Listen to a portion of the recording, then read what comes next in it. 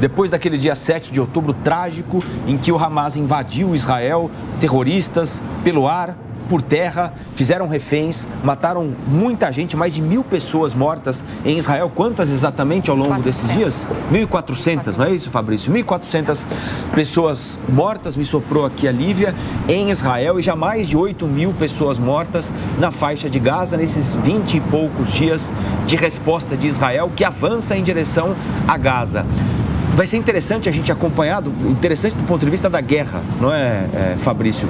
O que é que Israel vai fazer depois de chegar a Gaza? Porque uma coisa, todos os especialistas que nós ouvimos dizem o seguinte, olha, uma coisa é você contra-atacar, uma coisa é você chegar, outra coisa é ocupar por quanto tempo e ocupar para fazer o quê? E qual vai ser a dose da resistência que o Hamas vai oferecer quando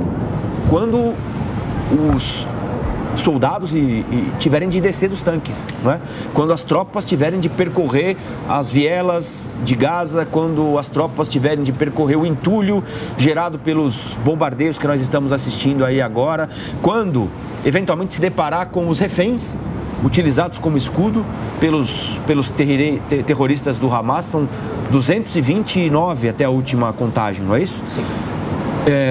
São perguntas que acho que ninguém pode responder por enquanto, Fabrício. Esse é o grande ponto de interrogação. A guerra mal está começando e já tem gente pensando no que vai acontecer depois. A promessa de Israel é extirpar o Hamas da faixa de Gaza, aliás, acabar com o Hamas por inteiro, não só da faixa de Gaza, mas acabar com todos os braços, todas as operações do Hamas. Como que isso vai acontecer, quanto tempo que isso vai levar, é uma grande incógnita, mas talvez uma incógnita ainda maior seja justamente o que vai acontecer depois. O exército de Israel, o governo israelense, já afirmou que o que vai acontecer com Gaza, a questão da governança de Gaza, na verdade vai ser um problema global após essa guerra. Disse que os países vão precisar se reunir para deliberar ali o que vai ser feito com esse território que, oficialmente, é responsabilidade da autoridade palestina. Mas a autoridade palestina não tem controle da faixa de Gaza. Foi expulsa de lá, né? Foi expulsa da faixa de Gaza, justamente. A autoridade palestina mal tem controle da Cisjordânia. Sim. Pois é, então, quem dirá então da faixa de Gaza, que representa aí um abacaxi, digamos assim. E ninguém quer segurar esse abacaxi. Israel já teve controle da faixa de Gaza até pouco tempo, menos de 20 anos. Israel deixou a faixa de Gaza em 2005. E não tem interesse de retomar. E não tem interesse algum em retomar. A gente está falando aqui de uma população, até uma questão política. A gente está falando aqui, com certeza, de uma população palestina, uma população majoritariamente muçulmana. Quase 100% da população da faixa de Gaza é muçulmana. E aí, você fala, 2,3 milhões de habitantes. Israel com 9, 10 milhões de habitantes aproximadamente. Então, até politicamente, não é interessante para Israel trazer essas pessoas para o seu território, dar a elas uma nacionalidade israelense, algo nesse sentido, não seria interessante para esse país. Mas há essa questão, quem é que vai assumir essa bucha depois? Não sei se os especialistas têm falado, Naidski, mas é aventada a possibilidade de se estabelecer modelos que já acontecem em algumas regiões da Cisjordânia. Há um controle administrativo da autoridade palestina, mas o controle militar segue como Israel. Israel diz que não quer isso. Nem isso. Israel diz que não quer ter nenhum envolvimento com Gaza após as operações militares. Então eles dizem que eles querem entrar ali, limpar o Hamas do território e voltar e ficar no seu território, no território que hoje a gente conhece como Estado de Israel, nas fronteiras tal qual elas estão delimitadas hoje. Mais ou menos assim, a gente vai limpar a área, quem vai manter a gente não sabe. Exatamente. Trabalho Depois a gente vê o que acontece. É meio que esse é o caminho que a gente tem visto por enquanto, pelo menos nas discussões que foram feitas até agora.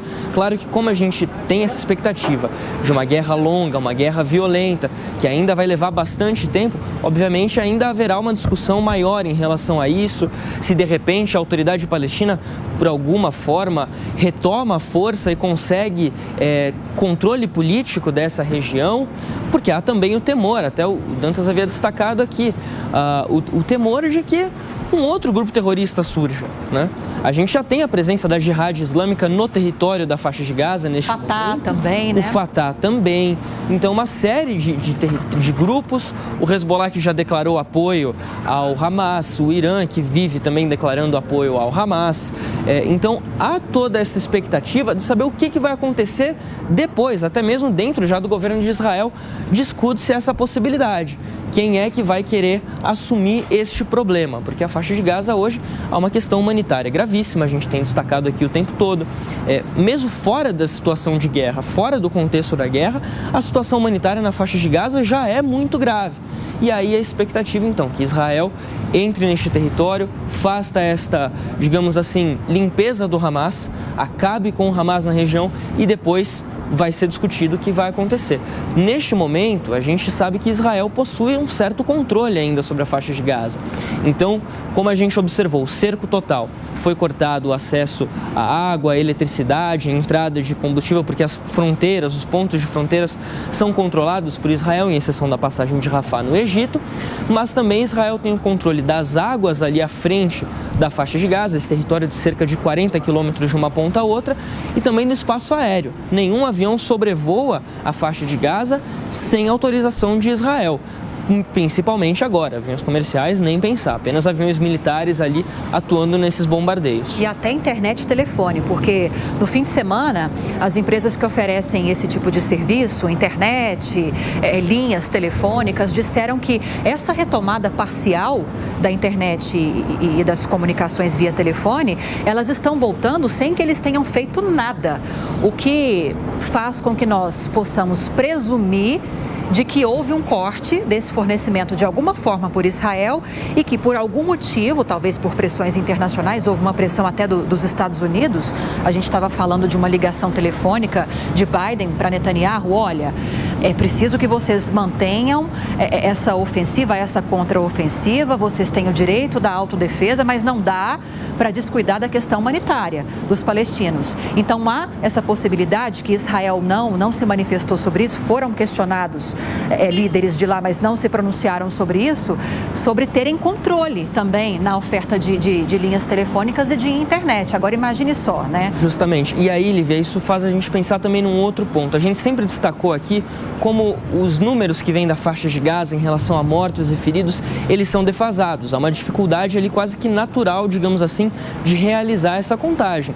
Então agora, com essa dificuldade ao acesso à internet e também telefones, muito provavelmente esses números estão ainda mais defasados. Então esses mais de 8 mil mortos na faixa de Gaza, provavelmente esse número já aumentou e deve ter aumentado, uma presunção aqui que a gente faz, aumentado consideravelmente. Uma situação que a gente vai observar ainda, a gente aguarda os novos balanços que vêm do Ministério da Saúde da região para atualizar o número de mortos, mas que indica sim essa questão da grave crise humanitária e aí justamente essa entrada dos tanques. Até uma atualização que eu gostaria de trazer aqui. O porta-voz do Exército de Israel, Daniel Hagari, não quis comentar sobre a entrada dos tanques, a função dos tanques no território da faixa de Gaza. Ele confirmou que Israel expandiu a presença militar no território nas últimas horas, com tanques sim, mas também com soldados de infantaria, equipes de engenharia, forças de artilharia também, e que tem realizado ataques tanto terrestres quanto aéreos, mas ele não quis falar aqui justamente sobre a presença de tanques que possivelmente estariam bloqueando a saída da cidade de Gaza, pela estrada que a gente falou de Salah al-Din. Então ele não quis comentar sobre esse assunto, essa coletiva que foi realizada agora pela manhã, o que indica, assim, a gente pode estar vendo, de fato, sim, uma tentativa de Israel de tomar essa cidade de Gaza, a mais populosa, a mais importante da região. Aparentemente é isso que está acontecendo mesmo. Tudo leva a Gaza, as informações levam a Gaza.